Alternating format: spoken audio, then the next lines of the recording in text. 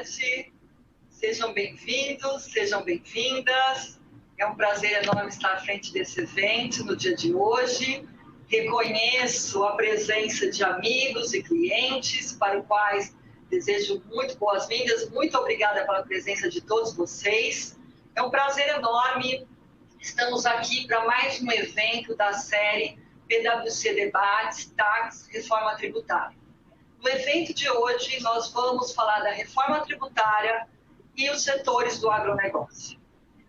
Eu sou Ana Paula Malvestil, sou sócia da PwC, juntamente com a Maíra Teis, minha sócia, nós vamos começar esse evento fazendo uma apresentação sobre a CBS e aonde estamos na reforma tributária. Nós não vamos esgotar o tema, porque, como eu já disse, nós já tivemos eventos anteriores que detalhou a CBS, a reforma tributária, e estão no nosso canal do YouTube. Nós vamos trazer hoje, basicamente, os principais aspectos para o setor do agronegócio. Não vamos esgotar a temática, porque ela é bem extensa e tampouco abranger todos os setores do agronegócio, por razões óbvias de tempo. Mas nós esperamos que, com os temas que traremos, juntamente com os debates, servirá de excelente parâmetro para que os senhores possam avaliar as demais cadeias e os impactos que terão em relação à reforma tributária. Como que está planejada a nossa agenda? Nosso evento é de 1h30. Na primeira meia hora, faremos a discussão genérica para que todos possam estar na mesma página dos debates que ocorrerão logo em seguida. Importante dizer para vocês que reservamos 15 minutos para que vocês possam participar junto com a gente. A ideia é que vocês mandem perguntas desde já para que a gente possa responder nesses 15 minutos ao final do nosso evento, ok? Temos a participação hoje como convidados e debatedores o André Nassar, presidente da Biov, o Evandro Bussi, presidente da Única, e o Renato Conchon, coordenador econômico da CNA. Muito obrigado pela presença de vocês. E vamos começar. Aonde que nós estamos e de quem que vamos falar? É importante, estamos falando do agronegócio. O agronegócio representa 22% do PIB. Esse dado foi de 2019. Para o ano de 2020, se discute quanto que será o PIB. Varia as estimativas de 1,2% a 2,5%, sendo que o PIB, de fato, do Brasil, se estima que ele seja negativo. Então, o agronegócio com PIB positivo, sendo que o PIB brasileiro tende a ser negativo.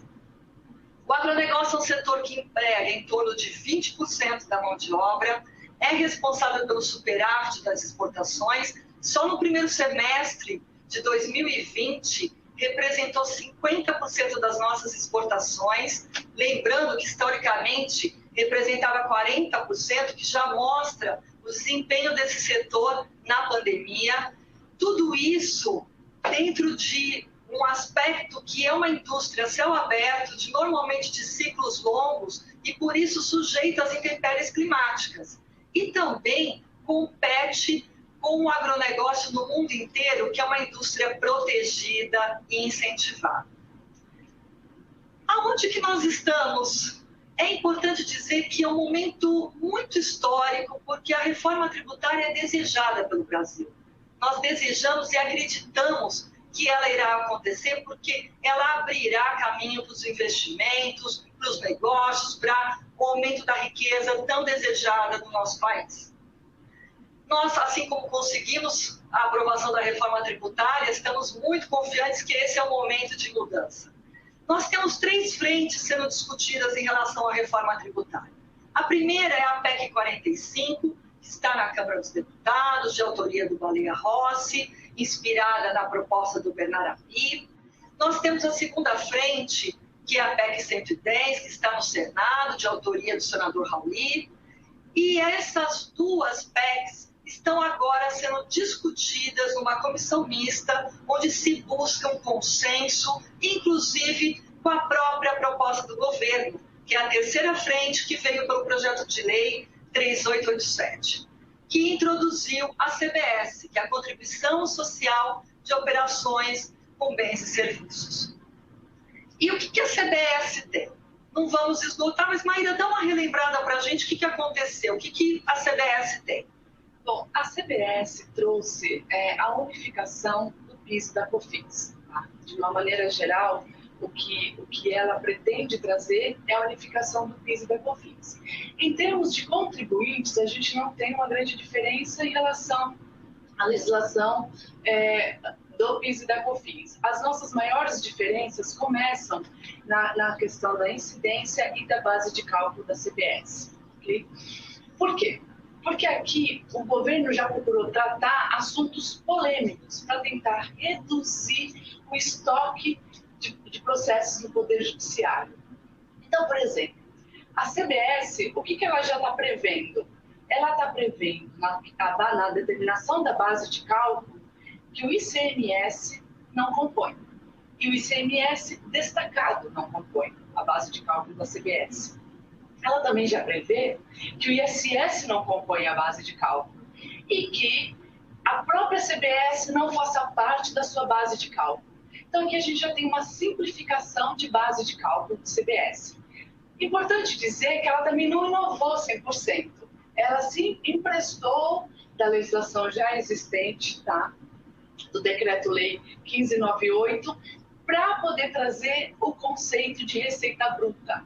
Então, a CBS ela vai tributar, né? Ela vai ter como base de cálculo a receita bruta de bens e serviços e a receita da atividade principal do contribuinte. Tá? Então, aqui a gente já entra com um ponto polêmico, que é o que não for atividade principal estaria sujeito à tributação da CBS. Então, esse é um aspecto. E um outro aspecto de mudança em relação à legislação do PIS e da COFINS é a questão do sistema cumulativo. A CBS ela é um projeto de não cumulatividade ampla. E, neste contexto, ela inclui as empresas do lucro presumido. Então, no modelo desenhado, não vai haver mais a tributação a 365, numa sistemática cumulativa, para as empresas do lucro presumido. Teremos uma tributação única, inclusive para esses contribuintes. Okay? Bom, essa unificação da forma de tratamento dos contribuintes, ela também se manifesta nas alíquotas, né? A CBS ela tem uma alíquota única de 12%. Só que ela preserva algumas coisas da antiga legislação, né? Da legislação antiga, mas na verdade da vigente legislação do PIS e da COFINS. Uma das coisas preservadas é o sistema monofásico, só que de uma maneira muito mais restrita. Na CBS, o sistema monofásico vai valer para cigarros e combustíveis. Então, ele não tem mais uma amplitude que ele tinha, é só para os setores mais complexos de fiscalização. Ela mantém também a imunidade nas exportações, só que ela reduz substancialmente as desonerações. Nesse contexto, a gente vai ter isenção para produtos in natura e cesta básica. Não temos uma desoneração ampla, alíquota zero, esse tipo de coisa. Fica restrito a isenção para produtos in natura e cesta básica. Tá? Quanto aos créditos, é um ótimo ponto nessa proposta. Por quê? Porque a CBS traz um conceito de crédito financeiro amplo. E aqui nós sabemos que o tema de conceito de insumo lota o judiciário. Né? A discussão do conceito de insumo, se equipara a um conceito restrito, um conceito mais aberto. E a CBS ela vem com um conceito de que o que foi tributado pela CBS dá direito a crédito pela CBS. Com uma exceção, estorno de créditos proporcionais a saídas isentas ou não tributadas. E aqui a gente pega, então, a exceção, que é o produto in natura e a cesta básica. Então, todas as aquisições tributadas pela CBS para a produção de produtos in natura e cesta básica precisam ter seus créditos estornados, exceto em relação às exportações. O projeto também está tratando a questão dos saldos credores de PIS e COFINS, porque a gente vai ter uma mudança, né? A CBS ela ela pode entrar para substituir o PIS e a COFINS. Então, ele precisa disciplinar a questão dos saldos credores existentes para a utilização pelos contribuintes. E aí um ponto que a gente tem é que o projeto de lei traz uma redação que envolve um certo nível de preocupação. Ele fala que os saldos credores existentes, quando da entrada da CBS, serão mantidos e poderão ser compensados com a CBS ou com os tributos federais. Não descontados com a CBS, compensados, tá? E o que nos preocupa é essa redação dos saldos credores existentes quando da entrada em vigor da CBS. Os créditos temporâneos, como ficariam normatizados, né, depois da legislação normatizadora da CBS, a apropriação daqueles créditos que não foram tomados quando da entrada em vigor da CBS. Já os créditos do ativo imobilizado, eles vão ser mantidos, tá, durante o período da depreciação e, por óbvio, está tomando do PIS e da COFINS, não dá direito a crédito da CBS. E nós temos também a previsão no projeto de lei da restituição trimestral dos saldos credores. Contudo, sem prazo para pagamento. Então, aqui, alguns setores que têm benefício de fast track, de uma maior previsibilidade da monetização de créditos, hoje o projeto, da forma como está, essa previsibilidade não existe na CBS. Essa é uma grande preocupação, né, Maíra? Porque o setor do agronegócio é exportador, como nós já acabamos de ver. Então, a ausência de regras claras de ressarcimento é algo que nos causa bastante preocupação. E aí eu trago também para a discussão questões, resumindo um pouco do que a Maíra trouxe de aspectos gerais, os impactos do agronegócio. Um dos principais é a redução das desonerações. Então, nós vemos os insumos daquilo que nós chamamos do antes da porteira passarem a serem tributados pela CBS com alíquota de 12%. Então, nós temos adubos, fertilizantes, maquinário agrícola, só para citar alguns que passam a ser tributados com alíquota de 12%. Isso é algo que tende a aumentar o custo dos insumos agrícolas e, por consequência, a necessidade de caixa desses produtores, porque eles, para fazer face a esse aumento de custo, maior caixa vai ser necessária. Nós sabemos que o crédito agrícola é um aspecto de preocupação do setor também, que nós poderemos discutir isso mais para frente.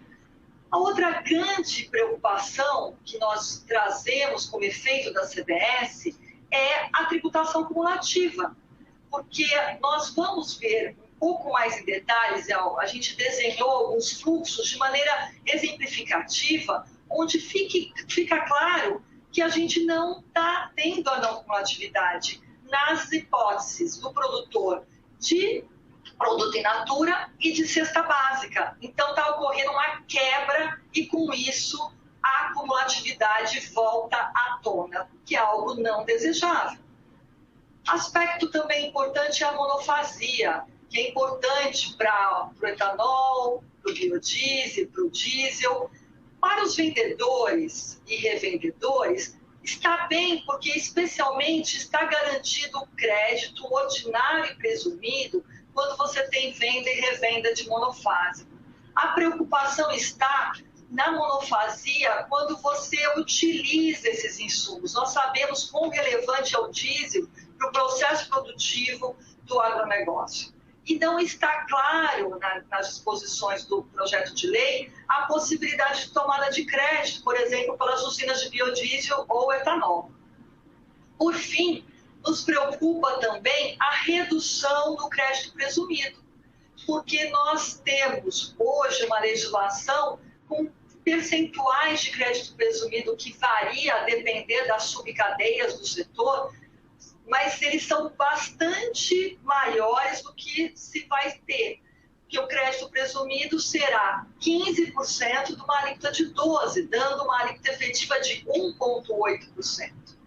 É suficiente para trazer a restituição e trazer a não cumulatividade para a cadeia, esse crédito presumido, é algo que a gente vai precisar e vamos debater um pouco mais.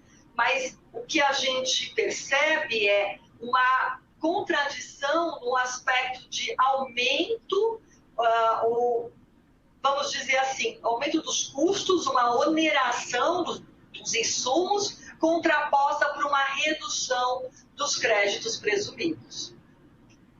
Outra mudança, e aqui muito rapidamente, é um novo conceito de in natura foi trazido pelo projeto de lei. Nós já temos o conceito da 8.023 e agora nós temos um conceito de in natura, mas que ele não traz grandes mudanças, mas é algo que a gente vai precisar avaliar ao longo dos setores se algum impacto trará. Especialmente, mas ele traz que considera-se in natura que não tenha sofrido qualquer processo de industrialização, nem seja condicionado em embalagem de apresentação. E aí, a gente traz aqui um aspecto importante para a gente começar as nossas discussões das cadeias, que é qual seria o conceito do IVA perfeito, do Imposto sobre Valor Adicionado. E eu pagar em cada uma das cadeias o que foi adicionado, deduzindo o que foi pago nas cadeias anteriores. Então, a gente pode ver nesse slide um exemplo do agronegócio, onde nós temos o antes da porteira e só para fins ilustrativos, vamos assumir que não haveria créditos no antes da porteira e ele venderia os produtos por 100 e destacaria a CBS por 12.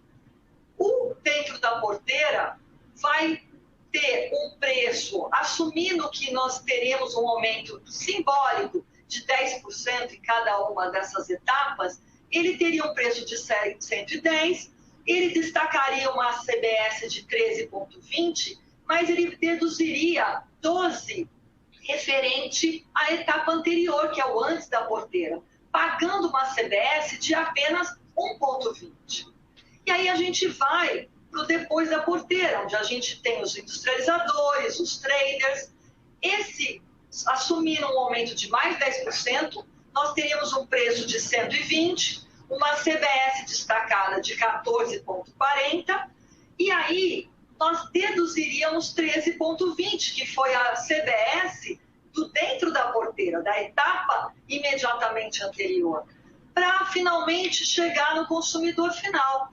O consumidor final vai ter um valor total na sua nota fiscal de R$ 134,40 e um CBS efetivo que pelo consumidor vai ser assumido de 14,40.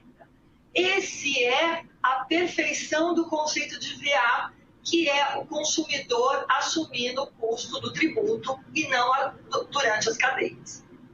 Mas é isso que a gente está vendo, Maíra? Não, não é isso que a gente está vendo. Em decorrência, inclusive, das próprias desonerações que acontecem no decorrer da cadeia, né, Ana? A gente observa, por exemplo, na cadeia da soja, que, considerando o produtor rural, tá? Que ele produz o produto em natura, o que acontece com ele? Como o produto in natura ele é isento da CBS, ele não pode apropriar créditos da CBS, quer seja das aquisições tributadas e aqui meramente ilustrativo das aquisições não tributadas, porque essas são não creditáveis, tá? Então ele não pode tomar créditos.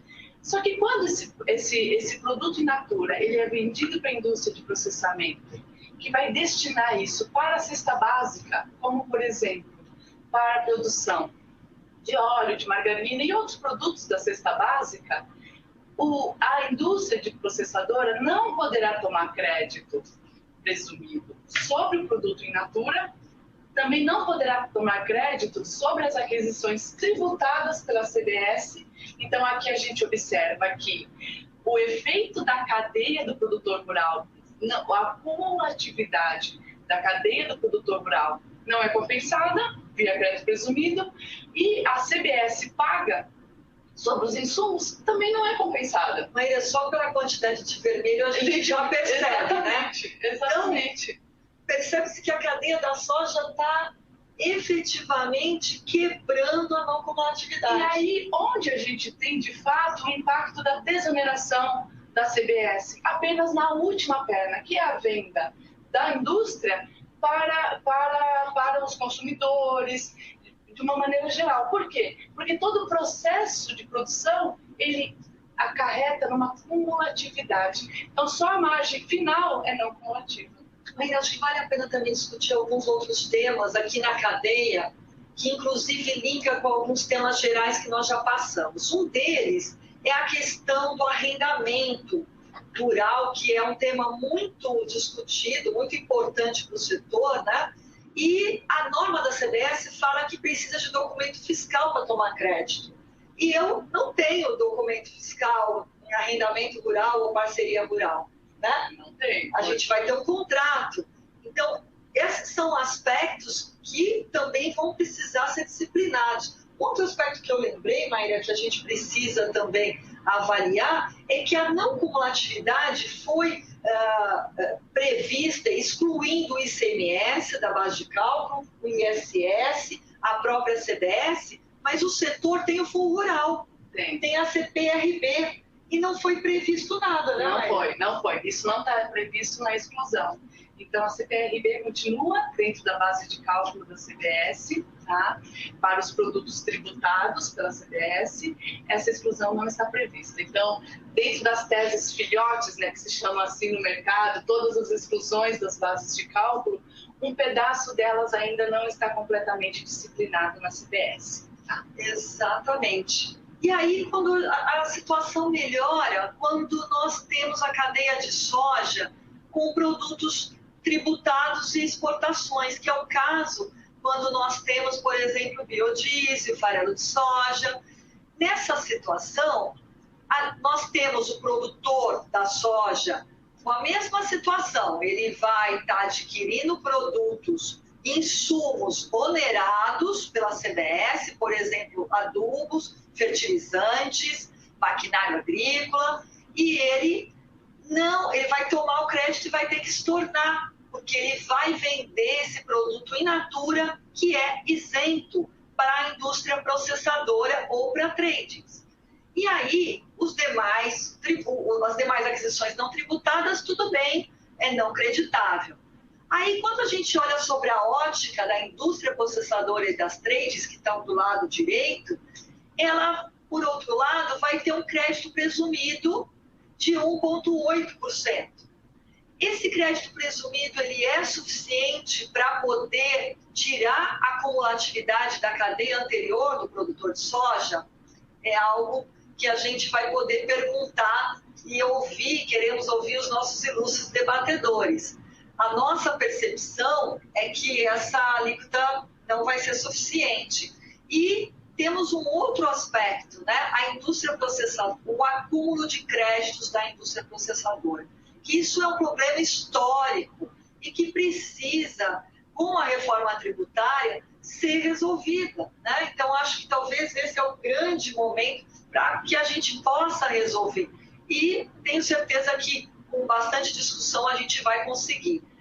Por fim, as demais aquisições tributadas pela CBS vão ser creditadas pela indústria, nos casos que ela exportar e nos casos de venda de produto tributado, e aquilo que não for tributado é não creditado. Exatamente. E ainda tem um ponto aqui importante, Ana, porque em que pese a exposição de motivos do projeto de lei indica que o crédito presumido é para recuperar esse resíduo tributário na cadeia, nas compras, inclusive, de produtores rurais, pessoas físicas, no texto da norma, esse é o artigo 23 e 24, a gente não tem essa clareza de que o crédito presumido possa ser apropriado em relação às aquisições isentas quando de pessoa física, porque, teoricamente, a questão de pessoa física não teria no âmbito da incidência da CBS. Então, da forma como a legislação está construída, gera uma dúvida se a gente teria o crédito presumido sobre as aquisições de pessoas físicas. A verdade é que, pela leitura do artigo 23, combinado com o artigo 24,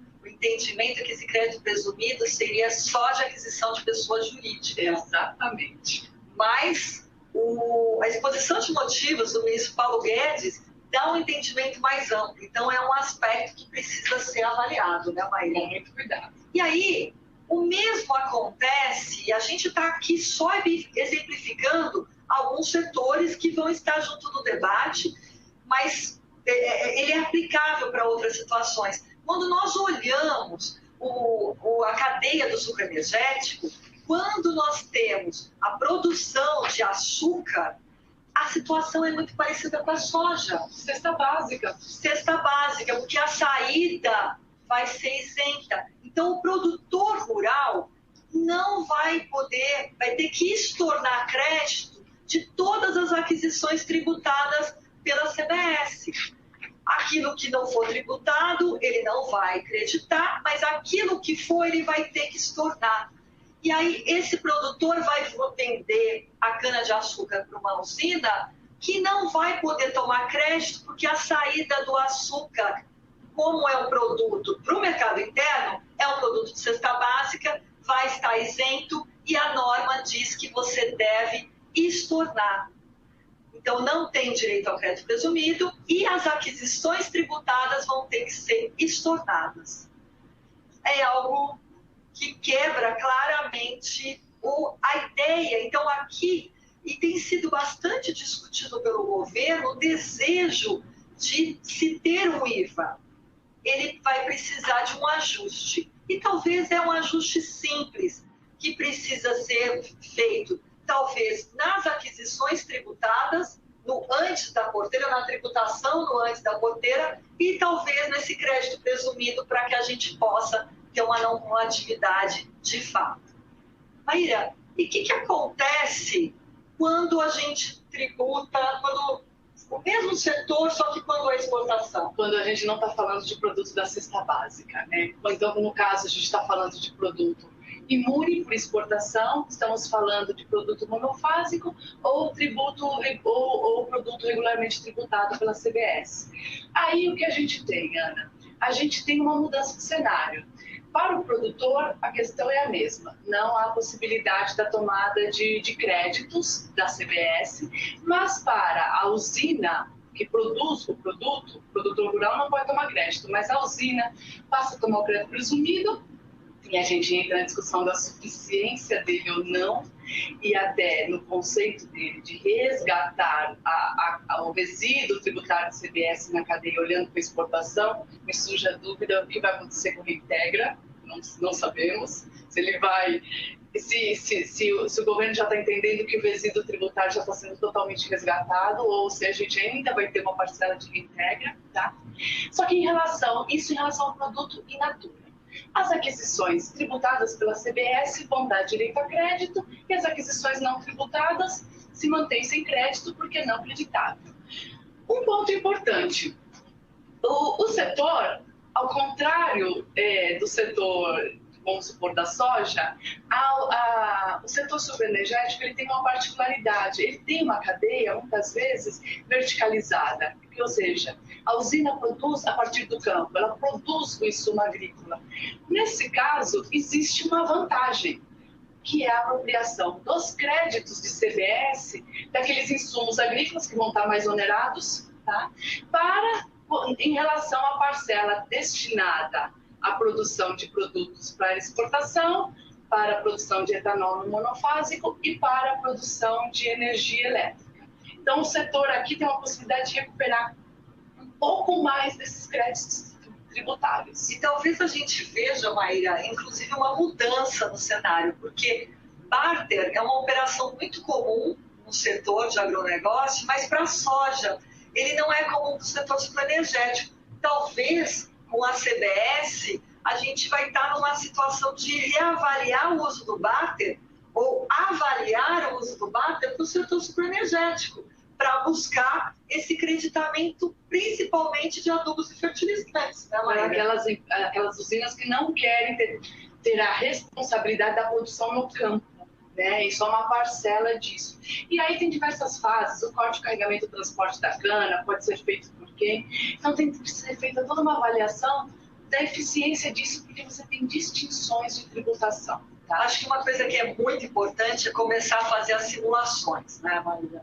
Dos novos cenários, os impactos, porque, a despeito de estarmos falando de agronegócio, as cadeias são muito específicas, a forma de explorar, se terra própria ou não, quanto de arrendamento, tudo isso impacta no resultado final e a gente recomenda um adequado olhar para isso. Só para concluir, Maíra, como que fica a finalização dessa cadeia do etanol? A finalização da cadeia do etanol tende a gerar também acúmulo de créditos. E aí, porque a partir da distribuidora, a cadeia do etanol se junta com a cadeia de combustíveis derivados de petróleo, diesel, a gasolina e o biodiesel. Então, a partir desse momento que a gente tem as distribuidoras fazendo a revenda do produto monofásico e podendo se creditar de todos os demais custos, né, as aquisições tributadas pela CBS, exceto o próprio produto monofásico. Mas todos os demais créditos ela pode apropriar. Então, e a saída sem um custo, porque já está toda a CBS já está tributada no produtor. Então, a gente tem aí uma tendência de acúmulo de créditos. Agora, não é só essa a questão em relação a essa cadeia. Porque assim como a cadeia da soja, que a gente tem uma tendência de acúmulo de créditos em decorrência da exportação e uma preocupação quanto à monetização, a gente ainda tem um ponto em relação à sistemática monofásica. Pelo projeto de lei, o que a gente observa de alíquota de rei para o etanol e para o biodiesel é a soma das alíquotas que estavam previstas na última alteração da pauta. Que tem ICMS, né, Maíra? Que é baseada no preço médio a consumidor dos últimos 12 meses publicado pela ANP, que o preço para o consumidor tem ICMS. Então, via de regra, as alíquotas ad rens propostas, existe um componente de ICMS lá dentro que precisa ser discutido. E já que não pode ter mais ICMS na base, talvez, se isso não for retirado, a gente tenha, de fato, um aumento de alíquota ad rens, certo? Além do tema, elas estarem previstas em lei. E aí a gente sabe que se discute a questão da alteração das alíquotas por decreto, agora elas viram por lei, como que elas serão alteradas? É uma preocupação. A gente completou os 30 minutos que nós nos propusemos a dar uma geral sobre o tema. Agora nós vamos abrir para os debates. E eu vou dar um minutinho para cada um dos debatedores dar as boas-vindas a vocês. Antes de eu começar, a ideia é eu fazer perguntas para cada um deles. Lembrando, eu vou colocar para vocês, o André Nassar, da Biov, ele teve um contratempo e ele vai entrar um pouquinho atrasado. Então, nós teremos, nesse primeiro momento, o Evandro Bussi e o Renato Conchon, que eu dou as boas-vindas. Sejam bem-vindos. Um minutinho para dar as boas-vindas de vocês. Por favor, André. Perdão. Evandro e Renato. Bom, primeiro, muito obrigado por essa oportunidade. Renato, vai lá, vai que é sua.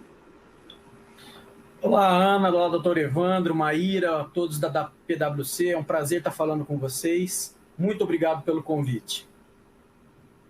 Nós que agradecemos, Renato. Evandro?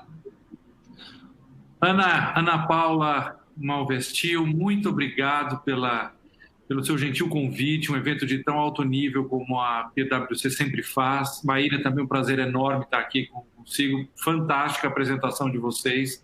Eu acho que se a gente viesse aqui e assinasse embaixo dela, já estaríamos fazendo um bom trabalho ao público que nos assiste, muito legal. E está na companhia do Renato, que é um professor para nós lá na CNA, e o mesmo eu posso dizer do André Nassar, uma das pessoas que melhor entende economia agrícola no Brasil. Uma honra enorme para nós da Única estarmos aqui. Muito obrigada, Evandro. É um prazer enorme ter vocês conosco. Daqui a pouco a gente vai ter o André também, está entrando. E eu vou começar as perguntas com o Renato. Renato, por favor, dentre as expectativas em relação à reforma tributária, seguramente a simplificação e a racionalização do sistema tributário é um dos aspectos principais que contribui para a melhoria do ambiente de negócio do país. Segundo a perspectiva da CNA, a proposição da CBS está nessa direção Qual a opinião da CNA, por favor, Renato? Olha, Ana, toda e qualquer iniciativa que visa a simplificação e a reformulação do sistema tributário deve ser enaltecida, sim. E nós acreditamos que a proposta da CBS, sem sombra de dúvidas, inova no processo de simplificação. Porque, por exemplo, ela unifica 5 legislações, sendo 3 do PIS/PASEP e 2 legislações da COFINS, em uma única legislação. Então, isso já traz um caráter de simplificação. Outro ponto que, sem sombra de dúvidas, para nós é uma questão de racionalização, seria que, dentre as propostas em trâmite, em debate no momento, a CBS foi a única que considerou as especificidades do produtor rural, do setor agropecuário, no sentido de um alinhamento com que os principais países do IVA, que usam o IVA no mundo, adotam, que traz problemas, sem sombra de dúvidas, e nós vamos falar na sequência. Mas, só para fazer o comparativo, os principais países que se utilizam do IVA no mundo, eles trazem algumas especificidades no caso do produtor rural, pessoa física, no caso do produtor rural não contribuinte direto a esse tributo. Então, dentre as propostas que estão em debate, a CBS trouxe essa unificação. Por outro lado, traz consigo alguns problemas que a Maíra muito bem colocou e que você já abordou no início também, que é a questão, por exemplo, do efeito da cumulatividade. No mundo ideal, no mundo que a gente sonharia, o IVA teria um efeito neutro e que o consumidor arcaria com esse tributo ao final da cadeia. Ocorre que estamos falando do setor agropecuário e que muitas vezes, por exemplo, algumas commodities, os preços são formados no mercado internacional. Então tem essa dificuldade de haver esse repasse para o consumidor final. Para os produtos, por exemplo, de consumo interno, o consumidor deveria estar apto a receber esse aumento do custo de produção. E o que a gente vê nesse momento, em pandemia, é que, por exemplo, 20 milhões da população, 20% da população brasileira ao final de 2020 estarão desempregados ou desalentados. Portanto, eles não terão massa de consumo e poderão não assumir esses custos. Sendo assim, os custos de um IVA, seja ele qual for, tendem a ser diluídos ao longo da cadeia, seja antes da porteira, dentro da porteira ou depois da porteira. Mas sim, especificamente com relação à CBS, nós temos uma preocupação que já foi falado, que, por exemplo, o aumento da alíquota, grosso modo, de 9,25 para 12%, a redução do crédito presumido, que hoje é entre 40% e 60%, a depender da cadeia, estaria limitado a 15%, mas, sobretudo, no âmbito do produtor ou da produção rural, sem sombra de dúvida, o aumento do custo proporcionado pela atual desoneração dos insumos e passarão a ser tributados e que não darão direito a crédito, no caso dos produtores, uma vez que eles não serão contribuintes diretos. Isso, sem sombra de dúvida, afetará a questão da cumulatividade na CBS. Além disso, a gente tem que lembrar que, bom, enfim, não vou me alongar aqui, mas além dessa questão, a questão do crédito presumido. Então, só para concluir, a gente está preocupado e é necessário, sim, como a Maíra falou no começo, na nossa visão, diversos ajustes no texto legal, porque tem algumas arestas ainda que, ocasionalmente, trarão dúvidas e questionamentos na justiça. Então, era isso. Obrigado. Eu que agradeço. Eu vou continuar com o mesmo assunto, depois a gente vai ter a oportunidade de voltar. Agora, para uma pergunta para o Evandro. Baseado nas discussões prévias, Evandro, acredito que a CBS pode resultar em quebra de cadeia para os itens da cesta básica, como, por exemplo, o açúcar que a gente exemplificou. A Única tem alguma análise nesse sentido? Esse é mesmo o caso? E o que vocês sugerem se for confirmado esse efeito? O esperado crescimento do PIB com a reforma, ou conforme divulgado pelo governo e mentores da PEC, não pode compensar esse efeito em geral, por exemplo, com uma maior capacidade de consumo interno de alimentos, Evandro?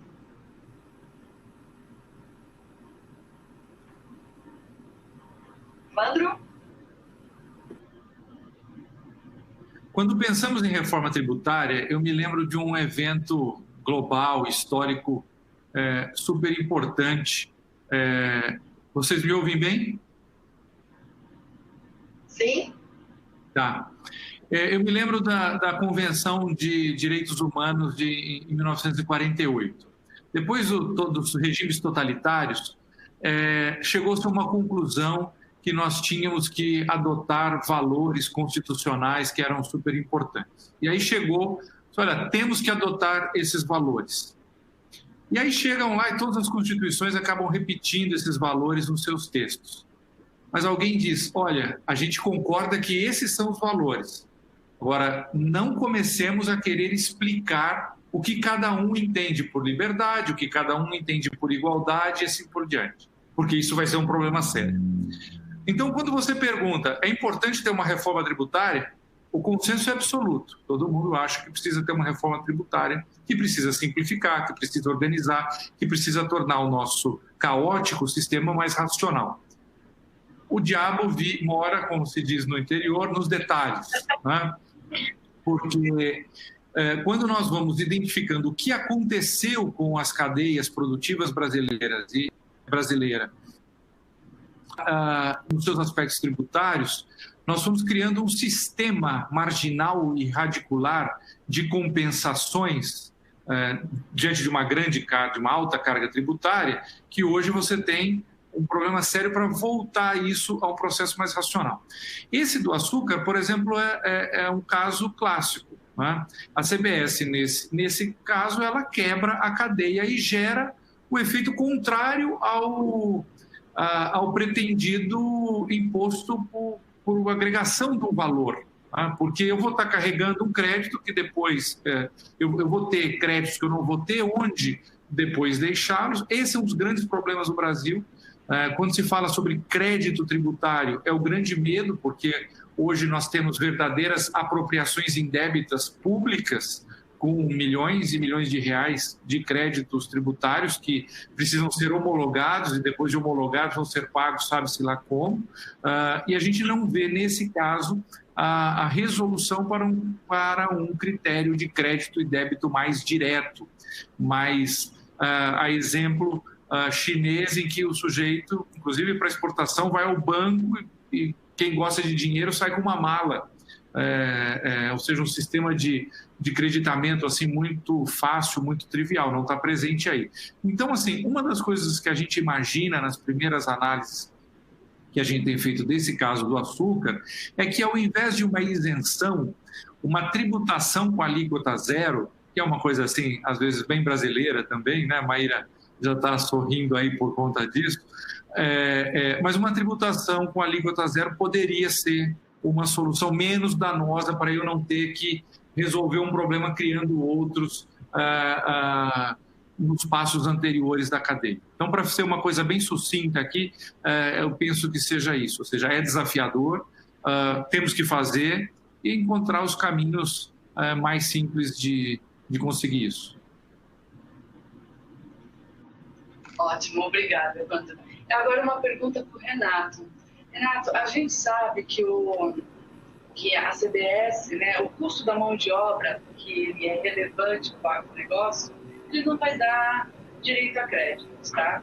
Qual que é o impacto que se espera da CBS de acordo com as análises da CNA? E a CNA vê alguma alternativa para isso, como, por exemplo, essa reforma está faseada, a proposta do governo está faseada. Então, a gente tem uma futura desoneração, uma revisão do IPI, a gente também tem uma proposta de revisão dos encargos sobre a folha. A CNA, na sua visão, acredita que poderia haver uma compensação entre o que se perde não acreditando sobre a mão de obra e as próximas etapas da reforma? Olha, Maíra, excelente pergunta. A grande questão da CBS e de outros tributos, não só da CBS, mas do IBS e de outras propostas, vai afetar o produtor no que se refere à cumulatividade pelo gasto da mão de obra. Somente para você ter uma ideia, de acordo com nós da CNA temos um projeto há mais de uma década, em parceria com o CPEA da Exalc-USP, com a Universidade Federal de Viçosa, Universidade de Lavras, as principais universidades agrárias no Brasil, que há mais de uma década monitoram os custos de produção das principais cadeias agropecuárias nas regiões produtoras. Isso quer dizer que eu sei quanto que custa produzir soja em Passo Fundo, em Londrina, em Sorriso, enfim.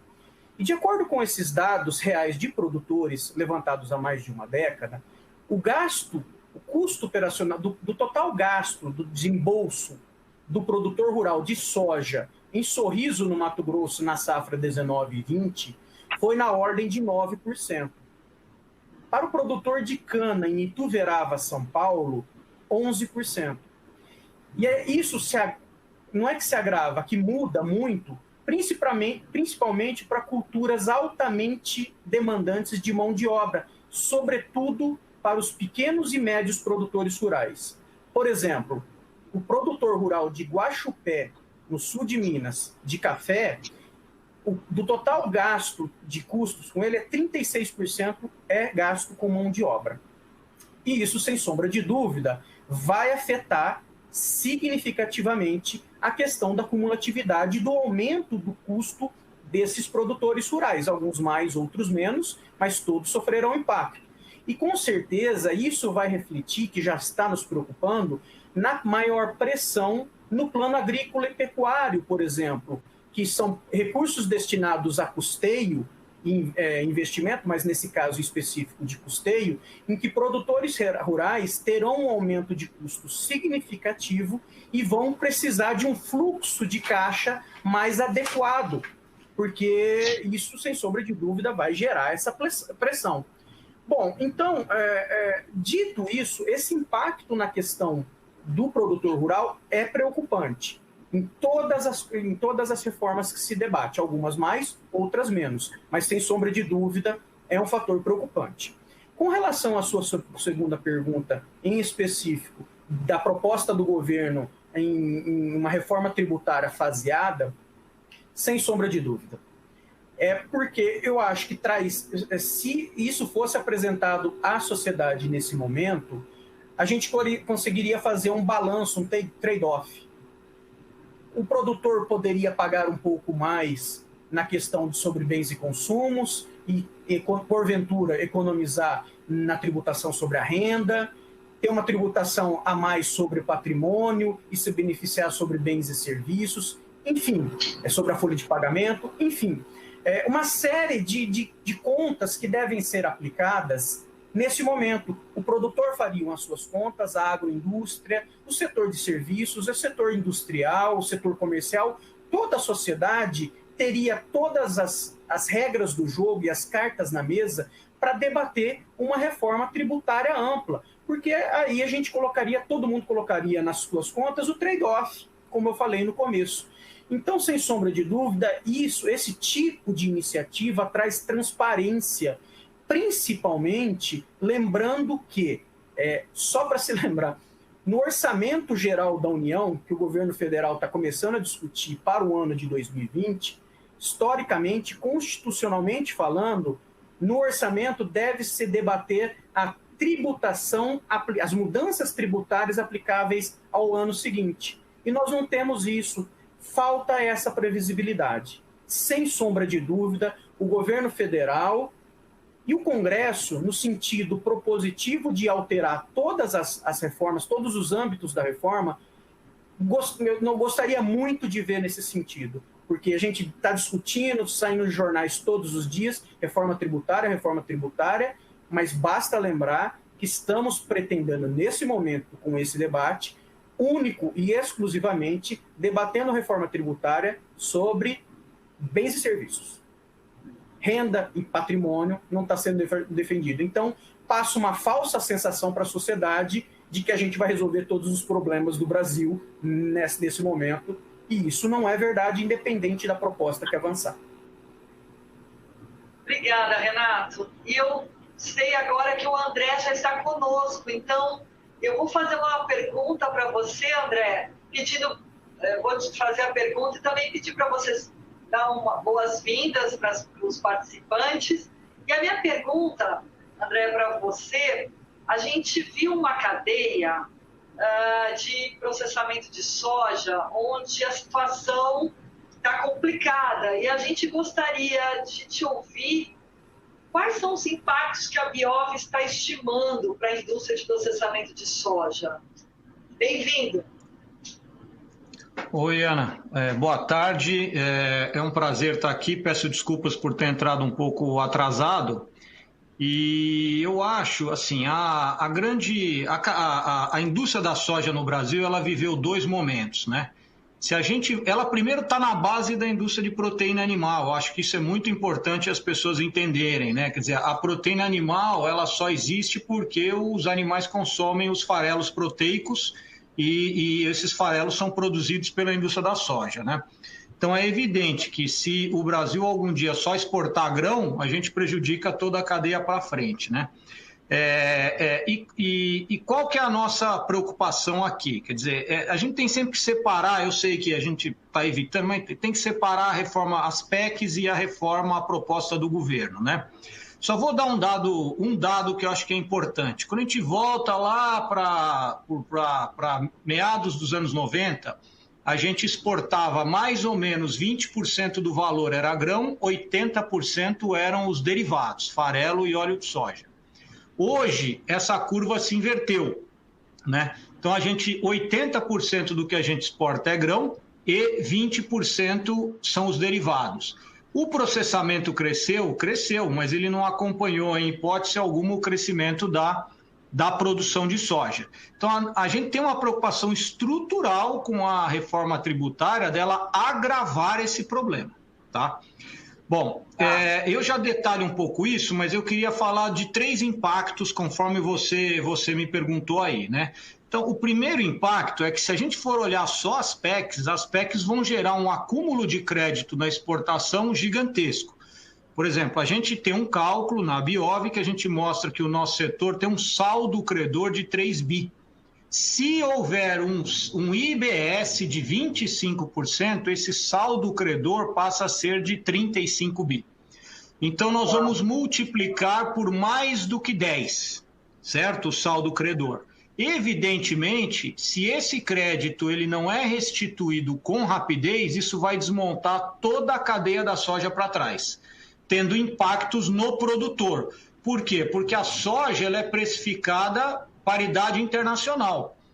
Se dentro da indústria ficar um crédito enorme que não é restituído, evidentemente isso não cabe no fluxo de caixa da indústria. Então isso volta para trás e muda a precificação da soja, prejudica o produtor e assim vai. Então as PECs geram esse conceito que é o do grande acúmulo de crédito. Esse acúmulo de crédito, na proposta do governo federal, da CBS, ele é bastante minimizado pelo fato de que a proposta do governo não considera o produtor como não contribuinte. O produto in natura, vamos dizer assim, que vem do produtor, ele vem isento, vamos falar assim. Então, isso eu já reduzo muito o meu acúmulo de crédito. Mas tem mais duas questões que eu gostaria de mencionar. A segunda coisa é essa questão do desincentivo ao investimento, né? Por que desincentivo ao investimento? Isso está presente no processamento, né? E isso está presente na proposta do governo, porque o que acontece? A proposta do governo trouxe os produtos in natura isentos e gera um sistema de crédito presumido amplo. Ou seja, toda tonelada de soja que eu comprar, eu vou ter crédito presumido, independentemente se essa soja vai ser processada ou exportada, então, in natura. Então, considerando que 1/3 da soja é processado e 2/3 é exportado in natura, o sistema de crédito presumido amplo ele vai trazer um desincentivo à industrialização. Então, nós estamos enxergando uma redução de investimentos na industrialização, uma queda na exportação de farelo, certo? Porque o farelo tem que atender o mercado interno e, claro, um crescimento da exportação de grãos de uma forma mais acentuada ainda. Um terceiro impacto que eu acho que é importante mencionar, a proposta do governo traz questões lá que, por exemplo, geraram dúvidas para nós se as operações de hedge podem ser tributadas ou não, caso haja, digamos, um resultado nessa operação. Então, tem alguns detalhes. E, por fim, é uma preocupação, certamente o Renato já falou, né, mas que é a carga tributária no produtor rural. A nossa indústria defende que a carga tributária no produtor se mantenha nos mesmos níveis que são hoje. Então, algumas coisas importantes têm que ser revistas ali. Perfeito. Excelente, André. Agora uma pergunta para o Evandro. Evandro, a gente sabe, né, que um dos destaques da economia brasileira é o uso do etanol para fins carburantes. Nós somos muito bons nisso. E considerando que esse produto está sujeito ao regime monofásico, quais são os aspectos a considerar, né, que preocupam que a mudança da CBS pode trazer para o consumo do etanol? Bom, eu queria analisar isso sob duas perspectivas. A primeira é a segunda, por que o governo quer a monofasia? A segunda, e a primeira, na ordem inversa, a primeira, qual o problema da monofasia? Assim, quando a gente analisa isso sob o ponto de vista teórico, enxergando mercados de concorrência perfeita, a alocação do tributo é um fator irrelevante. No mundo ideal, de novo, quem vai pagar o tributo é o consumidor, e óbvio que a gente está aqui com muita gente especialista e especializada, mas caso alguém não seja muito familiarizado com esse processo, é importante esse conceito do consumidor pagador de tributo, porque você tem transparência na tributação, você sabe o que está sendo pago. O cidadão mais simples de qualquer rincão do Brasil, ele sabe o que ele está pagando de tributação. Do jeito que está hoje, ele pega um produto e ele não consegue sequer imaginar o que tem de tributação lá dentro. Isso é injusto com o contribuinte. Bom, agora voltando aqui para o tema, então, no mercado de concorrência perfeita, é indiferente. Se eu tributar lá na usina, vai ter crédito, o sistema de crédito e débito, o consumidor paga e isso fica organizado. Agora, no mundo do etanol, nós estamos em tudo, menos no mercado de concorrência perfeita. Nós temos um número enorme de usinas para um número extremamente reduzido de distribuidoras que tem uma capacidade de formação de preço muito importante. Então, essa teoria de que vou atrair a parte do que hoje é PIS/COFINS alocado na distribuidora para o produtor de etanol e ele vai devolver isso no preço, não é verdadeiro. A gente sabe que isso não vai acontecer, isso acaba virando custo para o produtor e desincentivando a cadeia produtiva. Bom, então esse é um ponto. O ponto número 2 é, por que o governo quer isso? Por uma razão que não me parece justa, do ponto de vista fiscal. Ele quer porque há muita sonegação em distribuidoras fantasmas, que não são essas para as quais nós, em geral, vendemos o nosso etanol, consome a boa parte do etanol. E aí é um problema de fiscalização. O problema de fiscalização não deve ser resolvido com alterações de regime fiscal, deve ser resolvido pela melhoria do processo fiscalizatório, por penas mais sérias, por maior previsibilidade para aqueles que cometem ilícitos. O desespero que é de alguém que recebe nos Estados Unidos para ter a sua prestação de contas, a sua declaração de ajuste de contas com o fisco americano. Quem mente, quem falseia aquilo ali, está num problema muito sério. Então, acho que esse deveria ser o caminho. O último e rápido ponto, e que aí sim é importante na proposta, é que ela preserva a captura da externalidade positiva do etanol e da externalidade negativa da gasolina. Isso é importantíssimo. Essa captura é fundamental. Por quê? Porque aquilo que é bom para o meio ambiente, para a saúde, tem que ser estimulado. Qualquer mais liberal dos economistas vai concordar com isso. E aquilo que é ruim precisa ser desestimulado no caso do combustível fóssil. Perfeito, e assim a gente cumpre o Acordo de Paris, né, Evandro?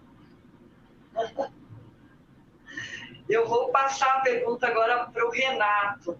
Renato, várias manifestações da CNA esclarece que 90% dos produtores rurais são pessoas físicas. E aí eu coloco para você que, como eu tenho um pouco mais de anos aí que a Maíra e alguns de vocês, eu já vi produtor rural em condomínio, depois eles migraram para pessoas jurídicas, mas a gente tem um número significativo realmente ainda de pessoas físicas. Você acredita que a reforma tributária, juntamente com fatores relativos à captação de dinheiro, governança e especialmente sucessão familiar, pode incentivar a migração desses produtores rurais, pessoas físicas, para pessoas jurídicas?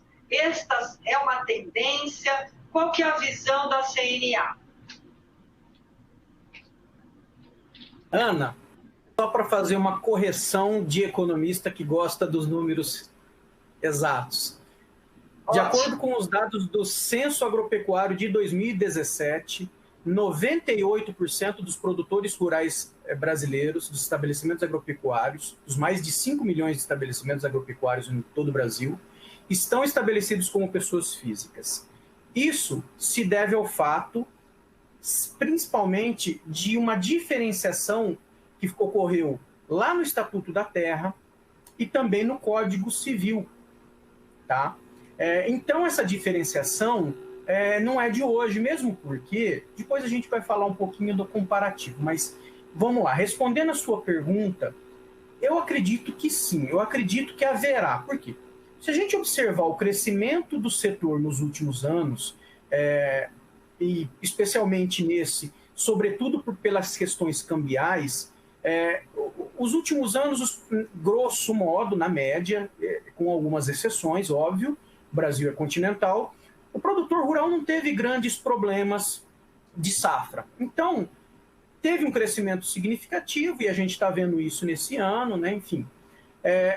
As questões de sucessão familiar e, por exemplo, a nova lei do agro, sem sombra de dúvida, trarão inovações e necessidades aos produtores em terem uma contabilidade, vamos dizer assim, uma tributação, um impacto contábil mais transparente, para poder se beneficiar desses fatores creditícios, por exemplo, que a lei do agro trouxe, e da questão de sucessão familiar. Como você bem colocou, alguns pais de família que abriram terras no centro-oeste, no oeste da Bahia, por exemplo, na região do Mato Piba, já estão envelhecendo e estão planejando fazer essa sucessão. Então, eu acredito que sim, que haverá. Mas a questão da reforma tributária, eu confesso para você que eu não vejo que ela será um fator determinante para isso. Porque, como a Maíra bem colocou na primeira pergunta, nós não estamos falando de tributação sobre patrimônio ou renda, apenas, único e exclusivamente, sobre bens e serviços. Se a gente estivesse falando de uma reforma realmente ampla, no sentido de reformar e adequar tributação sobre a renda, patrimônio e bens e serviços, talvez sim. E é importante destacar também, Ana, que a legislação tributária atual, ela não olha as especificidades do setor rural. Basta ver a questão do lucro presumido, do lucro real ou do simples nacional. Eles não foram pensados para o produtor rural, que era outra realidade temporal também. E essas questões debatidas hoje na reforma tributária, elas não, em algumas hipóteses, como eu falei na minha primeira pergunta, em algumas das propostas, elas não atacam, não veem essas especificidades e consideram essas especificidades do produtor rural, por exemplo. Como eu falei no começo, produtor rural na Europa, que grande parte dos países europeus se utiliza do modelo do IVA, o produtor não está obrigado a uma contabilidade mensal, salvo aqueles que têm um processo de industrialização. É o produtor da vitivinicultura francesa, por exemplo, que ele tem que ter uma contabilidade, mas ele é uma característica diferente, porque ele produz a uva, o vinho, engarrafa e exporta até. Diferente do nosso produtor rural, que basicamente, hoje, produz, colhe e comercializa produto in natura. Então, existe essa peculiaridade que deve ser observada sem sombra de dúvidas. Mas eu acredito sim que, ao longo dos próximos anos, nós veremos um aumento do processo de pejotização do produtor rural. Mas a reforma tributária, na nossa visão, ela não contribui nesse processo como um catalisador para esse processo. Então, basicamente, com isso, assim, basta ver a dificuldade que alguns produtores rurais tiveram com a obrigatoriedade do livro caixa digital do produtor rural, que foi iniciado esse ano, tá? E muitos produtores pegaram de contrapé, porque não estavam preparados para essa mudança. É importante que o produtor faça a autorreflexão e que esse mundo digital cada vez mais exige esse aperfeiçoamento, vamos dizer, seja ele na pessoa física ou seja ele na pessoa jurídica. Mas alguns grandes produtores, sem sombra de dúvida, eles vão migrar para a questão de se tornarem pessoas jurídicas, mas a reforma tributária não será um efeito catalisador, na nossa visão, para esse processo. Ok, obrigada. Agora, uma pergunta para o André. O André comentou sobre o estoque de créditos, né, no setor de soja. E aí a gente gostaria de saber, André, qual que é a visão da Biov, né, em relação à sistemática de restituição trazida pela CBS e o que, de fato, né, quais seriam as proposições construtivas que poderiam trazer para o exportador brasileiro uma monetização mais efetiva desses créditos? Então, no caso específico da CBS, tem alguns problemas, né? O primeiro é que tem a questão da geração do crédito, né? Porque há alguns dispositivos no projeto de lei que alguns itens acabam não geram créditos. Um desses é a questão da monofasia, né? Que até o Evandro já comentou a monofasia numa outra perspectiva, mas ela acaba gerando esse problema. Isso é uma preocupação para nós por conta do biodiesel, né? Ou porque você tem, por exemplo, o seu produto é isento na venda, né? E aí você não gera, por exemplo, a proposta da desoneração da cesta básica, né? E isso quando é isento na venda, você tem um mecanismo lá que não gera crédito na entrada. Então, o que a gente está chamando de estornos, né? Quer dizer, a gente batizou aí internamente na Biov de estornos, tem alguns estornos de crédito. Então a primeira coisa é resolver isso, né? Porque, assim, se houve pagamento daquele tributo, né, no insumo, o crédito está ali. O fato do produto final ser isento ou ser monofásico, ele não afeta o fato de que houve pagamento do tributo. Então, no nosso entendimento, por uma questão até de princípio, né, é preciso resolver, né? Agora, antes de entrar nesse detalhe, eu queria comentar uma coisa mais geral, dando detalhe, da questão da sistemática, conforme a tua pergunta, né? Essa questão dos créditos é interessante o que acontece, porque, assim, um setor exportador como o nosso sofre com essa questão do crédito há muitos anos, né? E, evidentemente, tem uma preocupação enorme de uma reforma no modelo de uma PEC que vai gerar vai gerar uma quantidade de créditos absurdas, conforme eu falei, que é mais de 10 vezes do que a gente tem hoje, né? Mas a resposta que a gente recebe quando traz esse problema é sempre a mesma, é assim: não, mas olha, se não tiver a restituição do crédito, acaba o IBS, acaba o CBS, né? Quer dizer, é aquele assunto que todo mundo concorda, todo mundo diz, você tem razão, você como exportador, mas todo mundo fala assim, não se preocupa não, porque nós vamos resolver depois. A nossa experiência não nos permite ter uma atitude desse tipo, né? A gente tem uma preocupação de garantir no texto de lei os dispositivos que garantam que essa monetização ocorra. E não é só no crédito de exportação, não. Outras modalidades de crédito também. Por exemplo, no caso de investimentos, né? Ou até no caso de algum tipo de regime que vá quebrar a cadeia no meio. Se você quebra uma cadeia no meio, quem teve, quer dizer, quem está vendendo desonerado, ele vai gerar crédito e precisa receber, porque ele não tem onde descarregar. Então, no nosso entendimento, assim, apesar de todo mundo concordar e dizer, olha, o IBS ou o CBS só para em pé se os créditos forem restituídos e monetizados, né?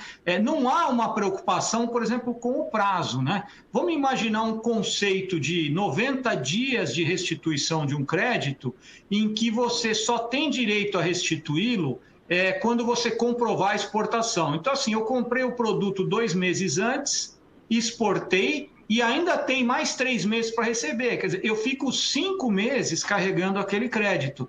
E é evidente que aquilo tem um impacto no fluxo de caixa e é evidente que eu vou ter que ajustar isso na minha cadeia para trás de alguma forma.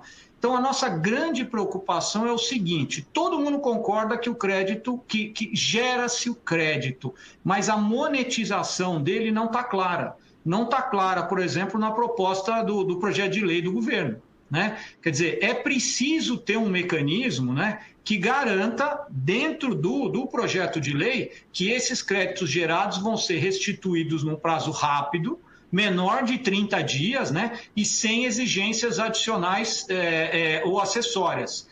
Por que eu estou falando isso? Porque os setores tipicamente exportadores, que é o caso das associadas da Aviov, né, a própria exportação é uma medida objetiva. Quer dizer, eu estou exportando o produto o tempo inteiro, então eu deveria estar monetizando esses créditos o tempo inteiro, eu não tenho que fazer o ciclo todo.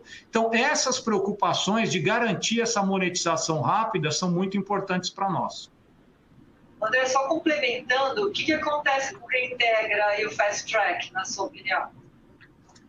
Não, então, aí eu acho o seguinte, aí é aquela discussão da industrialização, né? Como é que eu vejo? Assim, nós temos um Fast Track hoje que foi criado basicamente para a indústria oleaginosa, né? Que a gente entende que é um bom sistema. Por quê? Porque você tem um sistema de crédito presumido que ele vale na saída do produto. O conceito da CBS é diferente. O crédito presumido vai ser gerado na entrada do produto in natura, né? Então já muda o conceito aí. E também o conceito de crédito amplo, né? Se vamos admitir que fique na CBS um sistema de crédito amplo, né? Ou seja, toda a soja que eu compro, independentemente se eu destino para exportação ou se eu destino para processamento, ela gera um crédito presumido que vai gerar aquele desbalanço que eu falei de 1/3, 2/3. Aí é o seguinte, nesse caso, um fast track fica muito mais dificultado, porque ele tem o conceito de ser na saída. Nesse caso, o Reintegra se torna uma coisa basicamente mandatória para nós. Por quê? Porque o Reintegra para o produto processado vai resolver esse desbalanço e aí sim ele gera um incentivo à exportação do produto processado e não gera nenhum desbalanço na nossa cadeia para trás. Então, dependendo da solução que for dada na questão de crédito presumido da CBS, realmente o Reintegra passa a ser um mecanismo que vai fazer sentido para nós e, ao meu ver, com argumentos e bem fundamentado, tá? Excelente, obrigada. E antes da gente abrir para as perguntas dos participantes, eu queria fazer uma pergunta para o Evandro. Evandro, rapidamente, mas na verdade a gente quer detalhes. Considerando sua carreira anterior como parlamentar, qual a sua opinião sobre o que vai acontecer com a reforma tributária?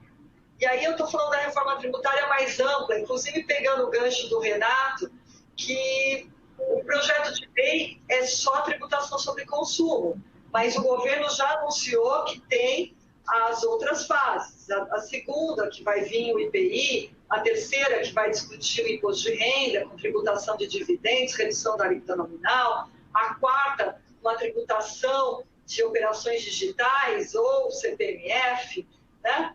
Qual é a sua opinião, Evandro, considerando aí seu feeling como parlamentar que um dia você foi? Olha, o primeiro feeling é que a gente aprende que a análise política é semelhante à análise dos desenhos nas nuvens. A gente olha para a nuvem e vê um coelhinho. Quando vai mostrar para o filho, olha o coelhinho, não tem mais o coelhinho ali, né? É mais ou menos assim. Acho que essa é a análise, não é porque ela é a mais fácil, mas ela é a mais realista, tá? De se fazer. Tá? É muito dinâmico.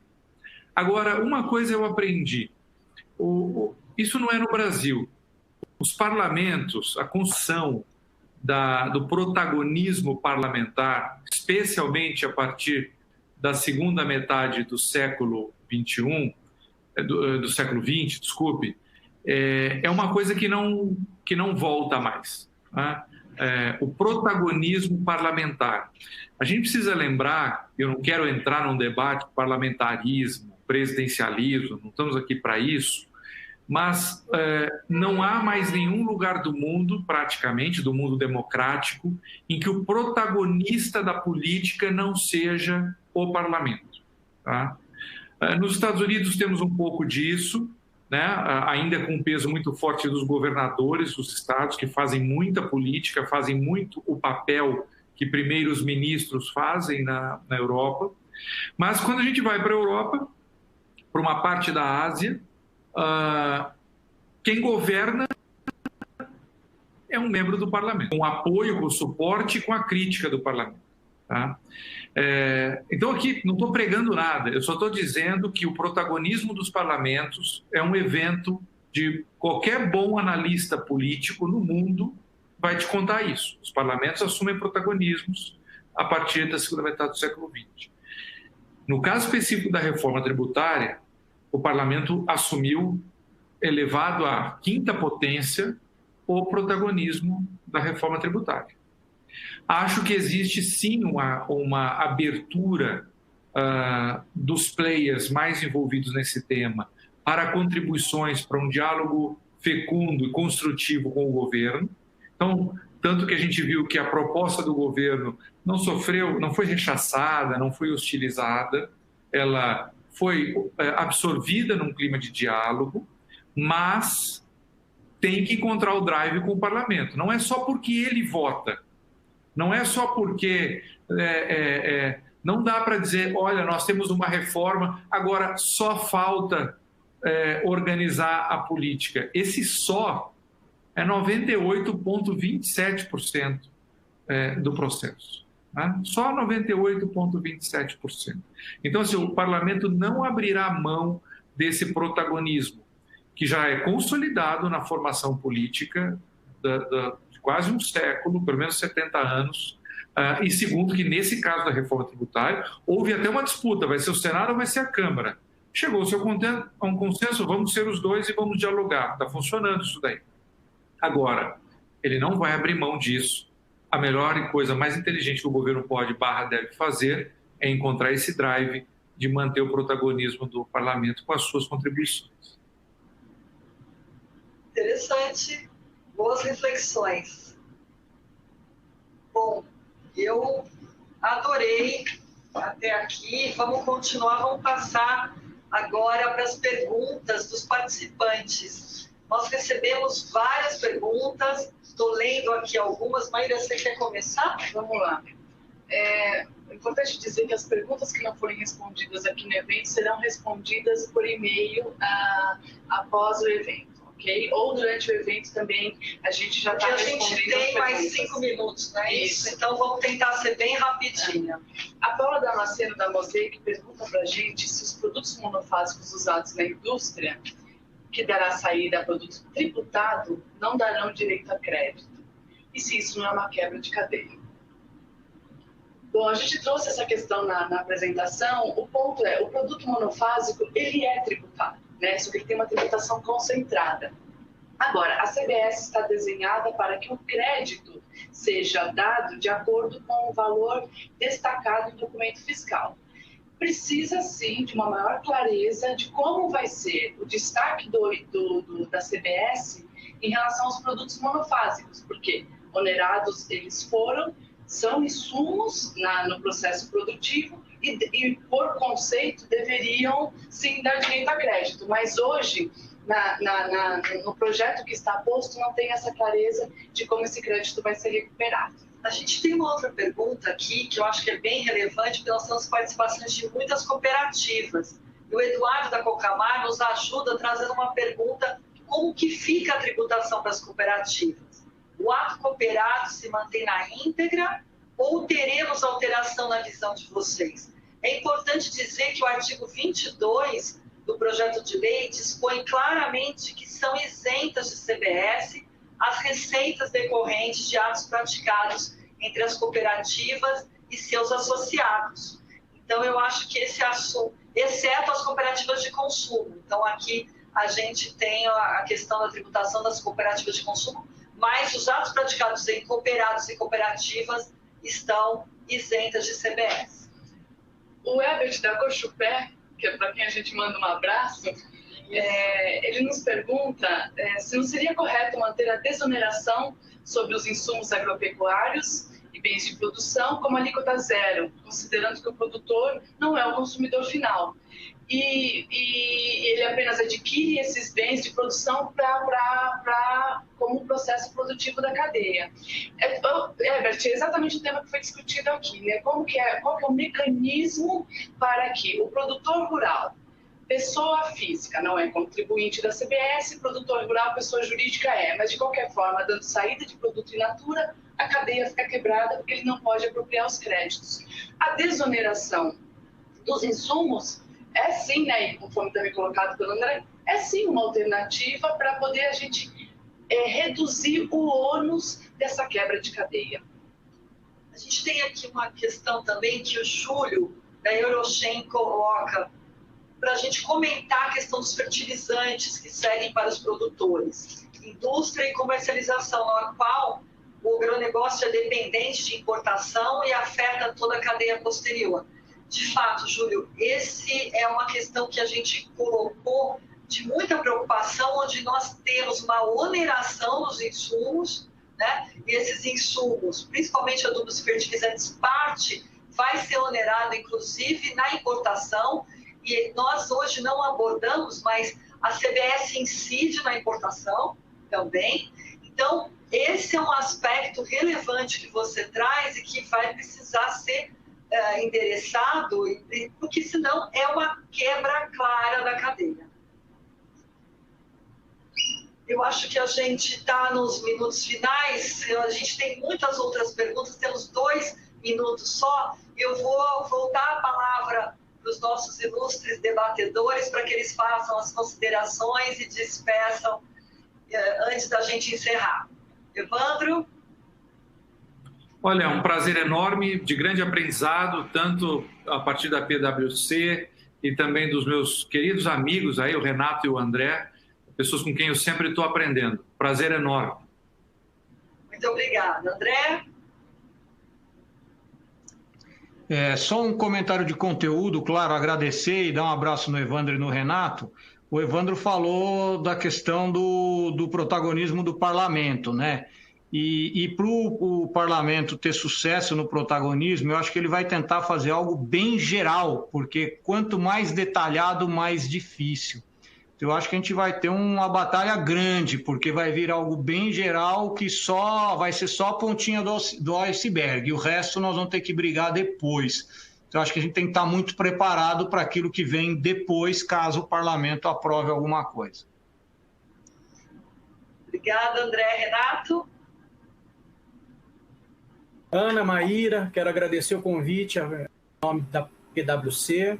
O Evandro, o André, é sempre um prazer estar falando com vocês, aprendendo com vocês, debatendo um tema bastante importante e relevante que vai, sem sombra de dúvidas, impactar o ambiente de negócios nos próximos anos. Esperamos realmente que seja para melhor e para que a gente tenha um aumento de renda, geração de emprego e geração de divisas. Então, com essas palavras, eu quero encerrar e agradecer e desejar um abraço a todos. Muito obrigado. Muito obrigada. Maíra? Agradeço a todos pela participação, pelos queridos amigos, clientes que estão participando do nosso evento, e aqui com os nossos votos, né, de que esse debate tenha sido construtivo para reflexões do melhor caminho dentro do conceito do que é a CBS. A gente está muito otimista, nós da PwC. Eu acho que nós estamos vivendo um momento histórico de muitas mudanças e temos certeza que o agronegócio vai continuar sendo esse sucesso que vem até hoje e que o Brasil está no rumo certo. Vamos passar por tudo isso de uma maneira muito produtiva e com sucesso. Muito obrigada por cada um de vocês que nos assistiu. Foi um prazer e em breve nós voltamos com mais discussões no PwC Debates Techs. Muito obrigada, foi um prazer.